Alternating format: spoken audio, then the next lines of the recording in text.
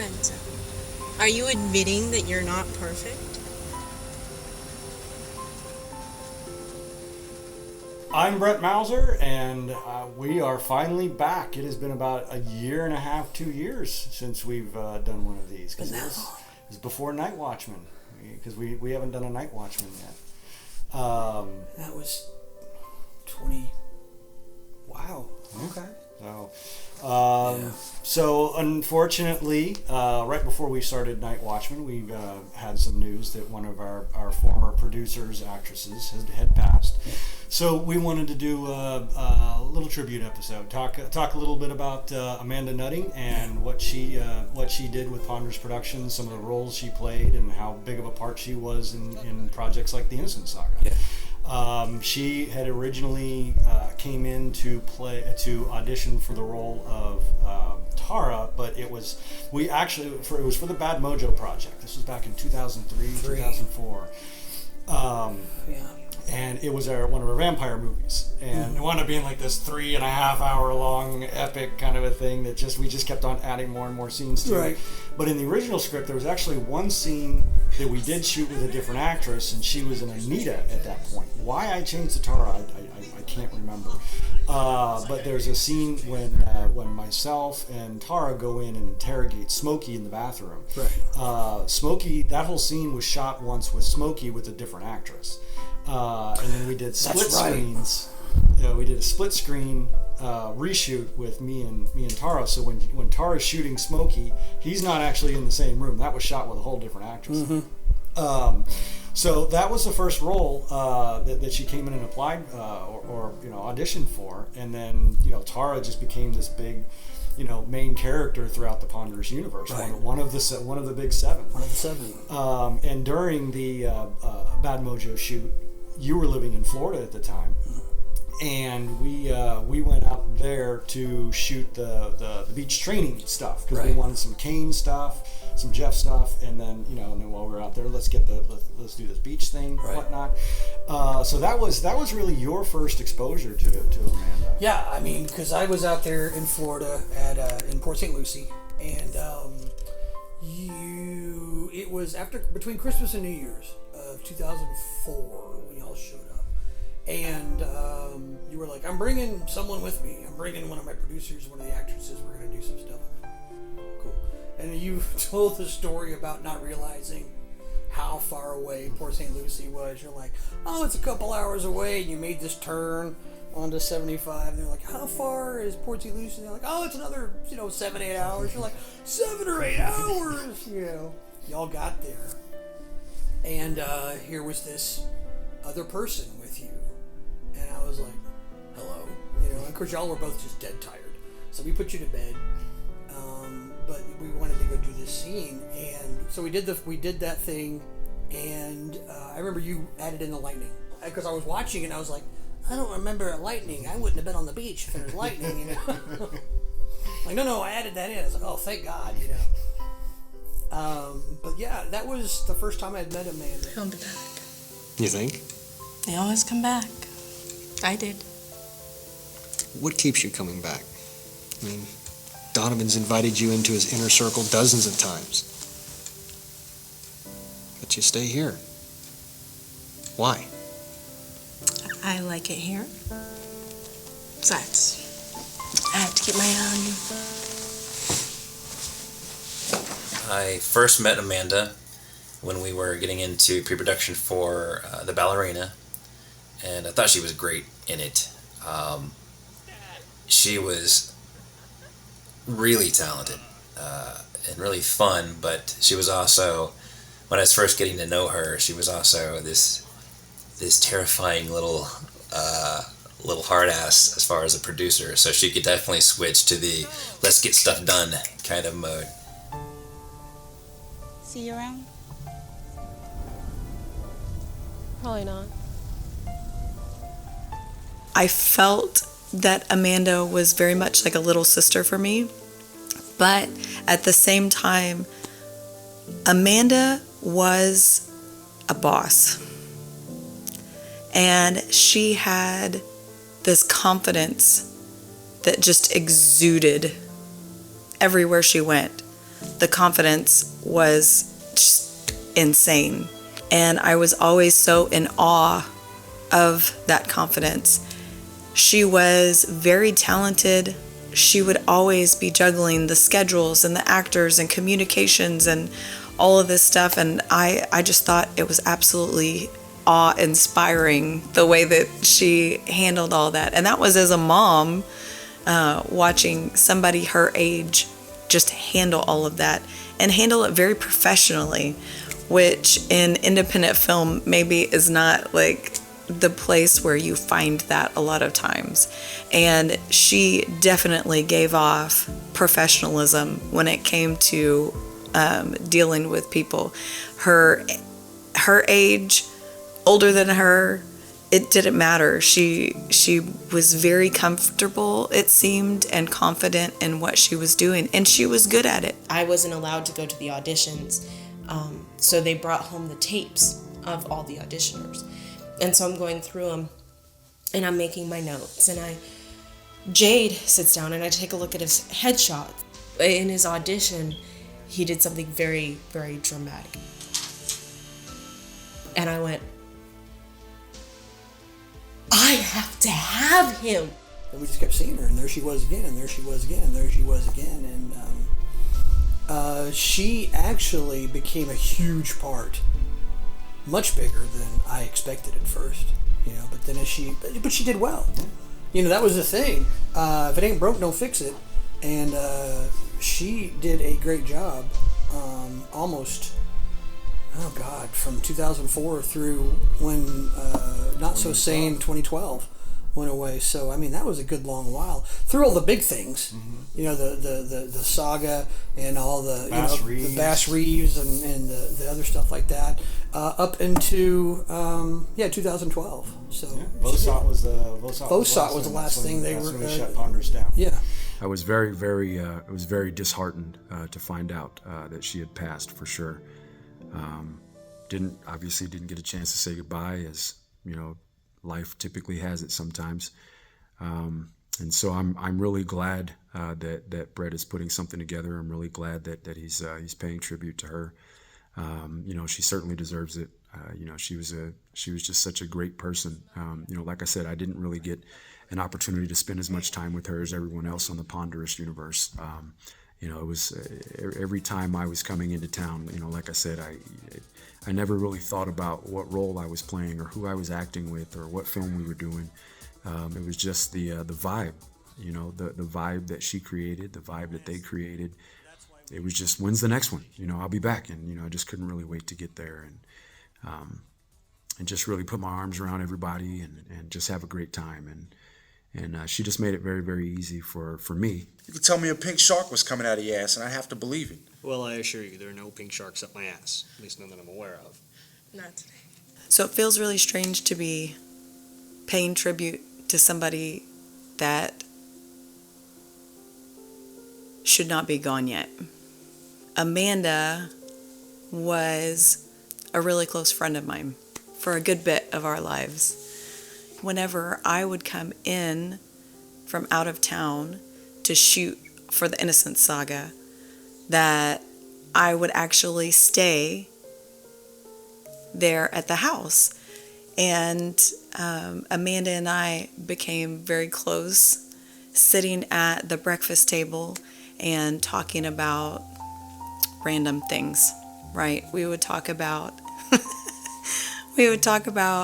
the really complex and deep intellectual things. Actually, we would sometimes.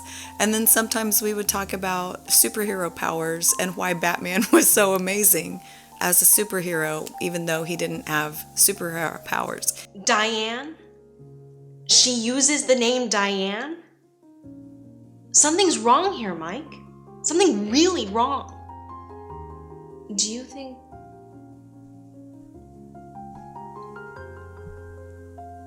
Mike, do you think she might be Diane? From after she was in Bad Mojo Project, we started delving into a little bit more of how she got into building that character of Tara. And in the movie Shadow Dragon, we had a little just sort of an intro scene to the Tara character. where my character sort of recruits her into bad mojo, but don't really know what that is, what's going on. But and that was a horse stunt, and that was the one that Dub has talked about before, where he was getting ready, getting excited to ride a horse, and then a stuntman shows up and he gets to ride the horse instead. And then Amanda and I had to do a scene where I was on something and she was riding horseback, and I jump off and I tackle her and get her off the horse. I wasn't going to do that stunt, so we had the stuntman and the stunt woman. How much experience do you have jumping off of moving horses? None. I was like, great, let's film that. See what happens. And then she played another character. For insurance purposes. Yeah, exactly. And then she played another character, Leslie Emerson, for a couple movies in White and Black, and Tag. Then we killed her off, and then she became Tara in The Ballerina, and that was her origin story. What pulled her into it? What is that for? You don't have to kill a lot of people to be the best. Hell, some of the best hitmen have never even pulled the trigger themselves. They manipulate others into pulling the trigger for them. Oh, this is gonna burn like hell, isn't it? Just relax, sweetie.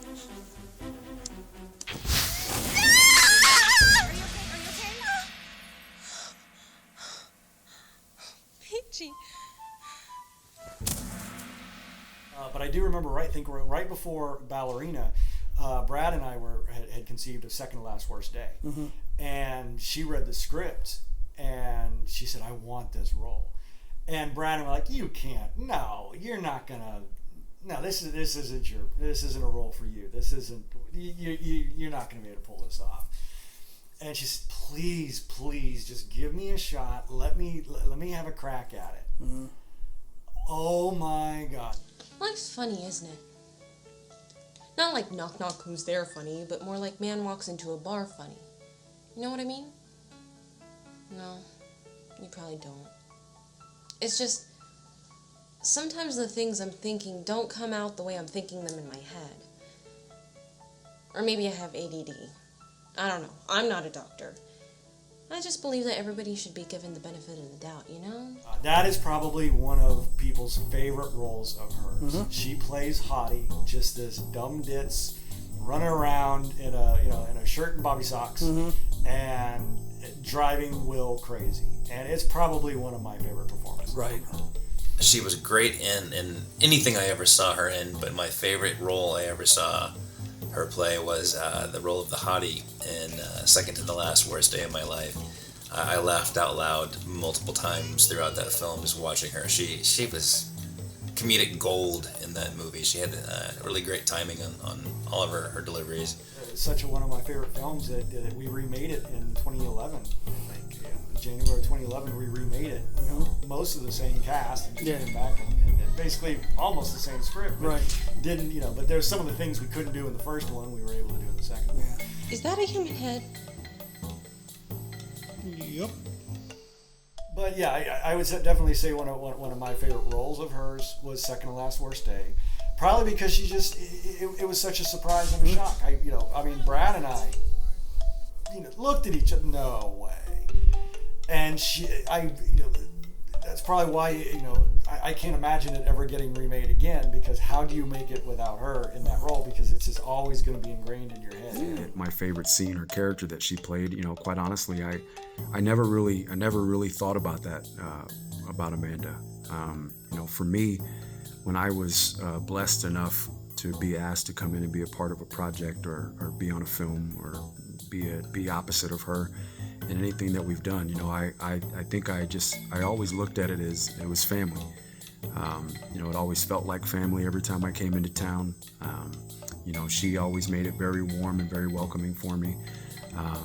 She wasn't afraid to put up with some of my knuckleheadedness, as some people call it. I almost felt like she didn't know any limits to the talents that she had or to what she could do. There was one time where I was, Bogey and I played the same character, and I was supposed to turn into a dog while she's petting his stomach. And while I'm laying there, I ad-libbed, which I learned never to do, but I said, a little lower. She slapped me. And luckily she didn't double. That girl hit hard. I am not joking. She hit really hard, and you can actually see it in the scene. Of course, Brett and Brad are just off camera laughing, and of course Brett, jackass, goes, "Cut, take it again, do that same thing." And I'm like, no. Oh! You hate. After Ballerina, we moved right into the Innocent Saga, and that was 10 films in 1 year. And then, wound up having to do some pickups and change the script. Yeah, there was a lot of changes. But without her, that project wouldn't never have gotten off the ground. There's no way. She just, because it would shooting every weekend and some weekdays for an entire year. Yeah. And that means you have to have locations, you have to have actors, and I didn't do, I was executive producer and I, did some things here and there, but it was her, Jake, and Brad that put that together. And and Jake disappeared for a while because he had to go and deal with hurricanes because he was working with FEMA at that time. And, Brad got burnt out, like around chapter 7 or so. I think probably around 5 or so. So he kind of pulled back a little bit, and it all just fell on Amanda. Yeah. And she was able to pick up the slack. And Johnny on the spot, yeah. She was a producer. She was an actress. And what some people may not realize is that she was very talented musically, doing the music for the first Innocent Killers movie. The first movie was when Brett and Amanda and a couple of the other people who were involved had asked me to sing a song for the movie. And they asked me to sing Amazing Grace, which that's my wheelhouse because I grew up singing in church. That's where I sing now. And so that was perfect. What I didn't realize was that because of copyrights and because of all that stuff, Amanda had to make a soundtrack. And so she made me my soundtrack for Amazing Grace. And she was telling me about making the soundtrack, about making the background for me. Those kinds of things just proved my point about the confidence that she had in herself. And grace will lead me home. And then shortly after that, after we finished the Innocent Saga, moved into, I think, Green Conspiracy. And then one of her favorites was Bass Reeves. Mm-hmm. She loved that movie. She put everything she could into that movie. I can still remember her, us in not Blanco, but somewhere way out in the middle of nowhere, and her on the phone with radio stations trying to promote it and talk about it and whatnot. And she was just having a great time with it. Yeah. She loved it, but it was just a very stressful time for her. And I remember that. But she did, she did pull a lot of these projects together, and they wouldn't have been what they were without her. So she did a fantastic job as a producer, and then of course as an actress, from the Taro role. And my mother has always said, because she was a big fan of the Innocent Saga, and she said you can see everybody getting better from episode 1 to episode 10, just everybody improving on their skills, and she was one of those. It was a crash course. I mean, yeah. I describe how people will have the shared hardship, and it's like a crucible. I've often described how you take iron and you scrape it on stones to get it sharper. Well, it's you're knocking off part of the steel or the metal to make it sharp, and it's a process, and the hottest fires make the hardest steel. And when you have that kind of, oh my God, a year, every damn weekend, 52 weekends, and then some during the week, and then all the work you have to do, but you were absolutely cracking on the director stuff, and Amanda was doing the producer stuff. If you didn't do the Innocent Saga, all of you, then none of you would have been as good at any of the things that y'all were later on. Oh, yeah. There's no way. You absolutely, that was where you became who you are. Yeah. It's because of that. All of y'all. It was a trial by fire. He never got a chance to build that love with Diane. They were right in the middle of it. She didn't have to get out. They had sexual tension for years, and just then was the night before. Have you read all the scripts? No. Listen to me. Of course, yes. Okay. Why is Mike doing all of this? For Diane. Why is he doing all this? Yeah. For Diane. And he doesn't even get a kiss for trying to kill Colin Donovan. He's gonna break. He's gonna break in that moment. This whole thing started because of what? Boom. Yeah, but what happened?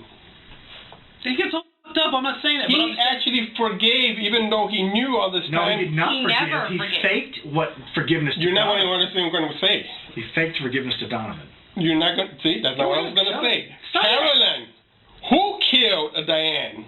It doesn't matter. He knew the whole time that it was her, and he had already long forgiven her. No, never forgiven. He was waiting for the right moment. Did not forgive her. He wanted her to admit it, but she never did. She Mike lied. knew that Carolyn played a part as one of the seven to bring down the devil. Because he would have killed her. He had to let Carolyn survive long enough to fulfill her destiny. Once her destiny is fulfilled, he says, "Bye, I'm leaving you in the 40s." He still needed her. He couldn't kill her. Yeah, I didn't read the last part of the script, did you? He says, yes, I knew all the time. She was trying to tell him. Yes, he knew all the time. He was waiting for her to fulfill her destiny before popping her in the head. He wanted to the entire time. He hated her the entire time. He knew. But he knew that she had a vital role to play in bringing down Donovan. He was going to utilize her until she was useless, and then he was going to kill her. I started to reminisce about one of the times that I went out to Lytle. I was riding with Amanda, and we stopped at a Carl's Jr., and it was the first time that I had ever had Carl's Jr. And we sat and we had zucchini fries. It was the first time I had ever had zucchini fries. And that's the end of my story. That's it. Great story. Tell it again, right? That's the end of my story. It just was one of those memories that I had forgotten about. I had just forgotten about those special moments that I got to spend with her.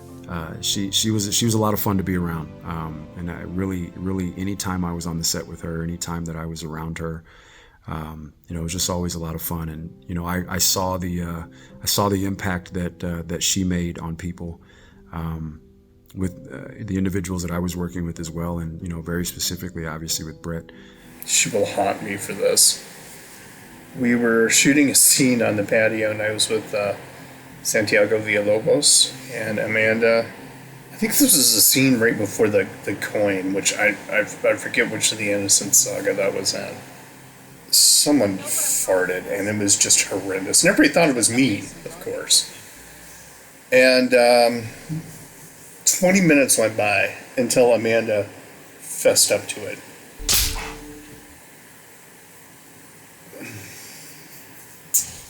We were shooting for the ballerina. We did a fight scene at a bar, and we were wrapping up just in time for the bar to open for the evening. And again, I thought she was this tough little producer, and we hung around. The whole crew, I guess maybe everyone else was helping clean up and doing what they should do, but Amanda and I decided to sing karaoke at this little dive bar in the middle of nowhere, and so we did like a medley of songs from Grease. So we were up there doing You're the One That I Want and Summer Nights, and doing all the bad falsettos and just singing our butts off. And I remember saying to myself, that is a really cool side to this tough little hardworking wee little person, and to turn around and just see her let her hair down, and oh god, we laughed our butts off. So that was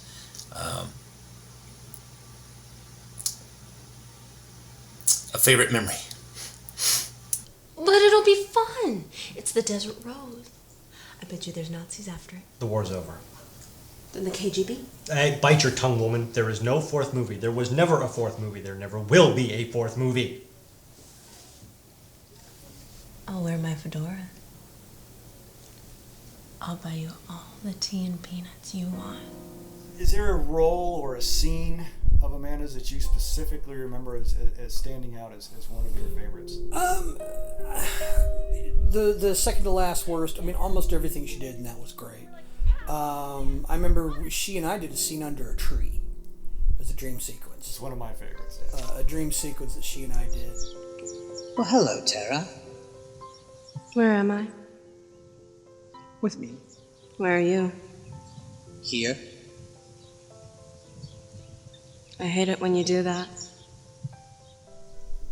I liked it just because I kind of felt like she was, well, she's much better than I was at the acting thing, but I mean, she was really throwing down on that one.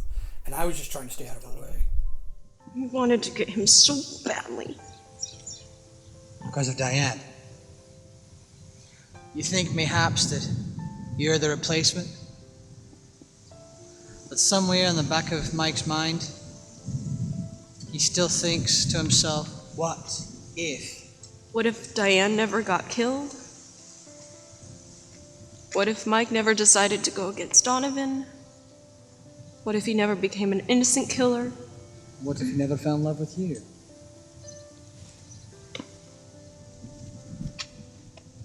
But Diane was killed. And Mike did become an innocent killer. And Mike did meet you and fall in love with you. So, what does it matter what might have been? What should matter was the now. And that is that he chose you. He's in love with you. There was that one. There was also a scene in a bar that she and I had, and that's when you see. That's part of the time that you see the character I'm playing is playing chess, and everyone else are the pieces, and you did the flashback of that one where all of a sudden you realize through all these things what Jeff has been doing, right, and a lot of that was with Tara. Because Tara was the thing that moved you. Was she the one love of his life? And there was another one that we did where you had told me, you know, I want you to do a gun scene, a gunfight scene. And I'm like, okay, really? Because, you know, at the time I hadn't quite come to the realization. Well, I mean, I was realizing, you know. And another one, and I said, I want this one to be realistic. I says, I need you to take them out the door in like a minute. Can you do that? I was like, oh yeah.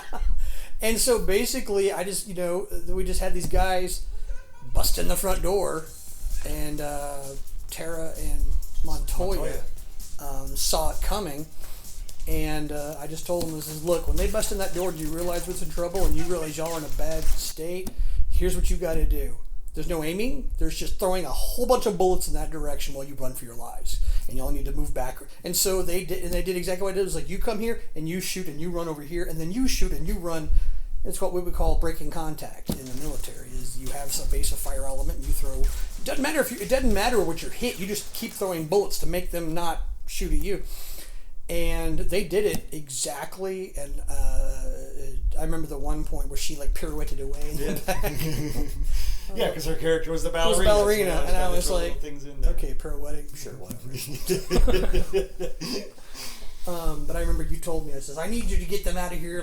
I only have like a minute of film to do this. And I'm like, oh, it'll be a minute or less, you know.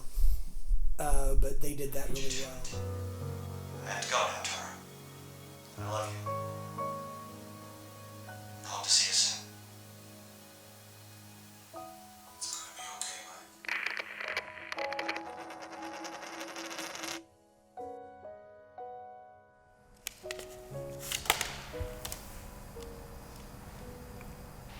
I love you, Mike. I know that one of Ryan's favorite scenes. She had a scene with her where it was right after her character had kissed Mike. And had seen it, and they go to the car together. Ryan and Amanda.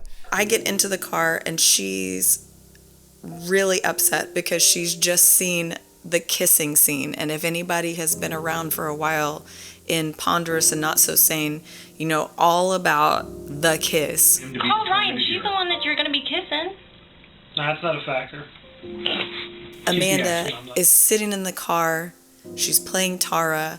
I get into the car. We've literally been outside of the car laughing about something 5 seconds before this scene. And as soon as I get into the car, she has tears streaming. And we go into this scene, and my off-camera self, my personal self, was like, oh my gosh, is she really upset? Like, personally upset, not as her character upset, because that was like, what happened? And so to be able to watch her do that in person, like on set, that became my favorite scene because I witnessed it happen in real time. It wasn't just watching her on screen, which was amazing. Anytime that there were emotional scenes, Amanda could draw out emotions like nobody that I've ever seen. And that scene in particular was proof to me just how talented she was. The blooper when she does, and she says, Bitch, what are you doing in my car? And Ryan was not ready for that. That's one of my favorite bloopers. Is that one, because the look on Ryan's face where she is genuinely astounded as to what's happening. It's all the girls. Man. Did you want them? That's what it sounded like. Tara was just such a fun character to write, and I was able to play so much with the Mike and Tara relationship, and the losses and the gains and the, just, I mean, there is some incredibly heartbreaking stuff. Yeah. In that, in the saga, especially between those two. Yeah, between and was it 6? 5? 6 when she's trying to get back, or 5 is when 5. Yeah, 6 is when she's trying to get back. 5 when Mike, has his thing, and then of course 9 when you get heartbreaking. Yeah. Yeah. When Mike gets thrown into the next room as they were. And then in 10, and I was just watching that because I'm getting ready to edit that into the final season of the Innocent Saga, and he's getting the little internet thing and it's telling him what happened to Tara. Right. Oh my God, that was just heartbreaking. She was an extremely significant role in a very important time in my life. Definitely, she will definitely be missed. Amanda, you will definitely be missed. You've definitely made an impact, and I think ultimately at the end of the day, that's really all we want to do, is to be able to make an impact. Wherever you are right now, I'm Team Jesus, so I definitely believe you're up there watching us. But I know that you're making somebody smile, and I know you're helping somebody be a creator in some kind of a way. So I just want to say thank you from the bottom of my heart for always making everything welcoming for me. Always making everything easy for me, being on set, and teaching me some things as well. So thank you. You will certainly be missed, and we'll keep plugging away. And until we see you again, God bless. There are a lot more memories that I have of Amanda and how close we were. Not that I'm going to tell any of you or anybody else. And only maybe Brett and Matthew know why that is. But I have a really special place in my heart for Amanda. And although we grew distant and drifted apart and were never able to get that connection back, her death still shook me. I don't mean it to be in some dramatic way, but it did. And I know that she will be missed by the people around her, and rightfully so. She was an essential part of Ponders Productions, the Innocent Saga. Every movie after she came on board in Bad Mojo was an essential, integral part of it. Those movies would not be what they were without her, and it is going to be a great loss, not just to the film world, but the world in general. That she's no longer with us. So we definitely send our best wishes to the family, everyone who's ever known her, and from the bottom of my heart, I gratefully thank her for everything she did for me and for Ponders Productions.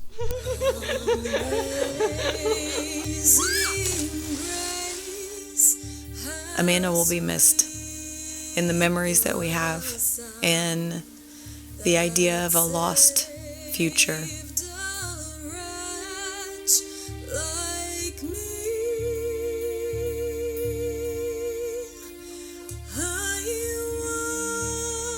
Was lost, but now I'm found.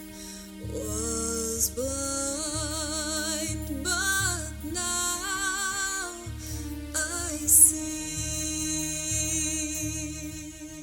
She was a fighter, and everything that I saw in what she put on social media, in the times that she would put things, it was all about continuing to fight and continuing to try. Grace my fears relieved. There probably were momentary times where she wanted to give up. There probably were. We all have them, right? But I saw so much fight. So much fight.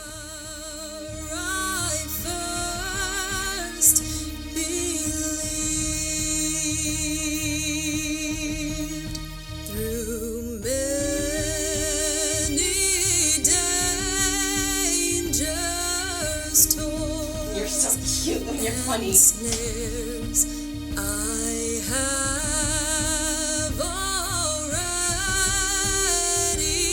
come. You're the closest thing that I've had to a friend since I've been here. Brought me safe thus far, and grace will lead me home. It's a wrap on the Innocent Saga.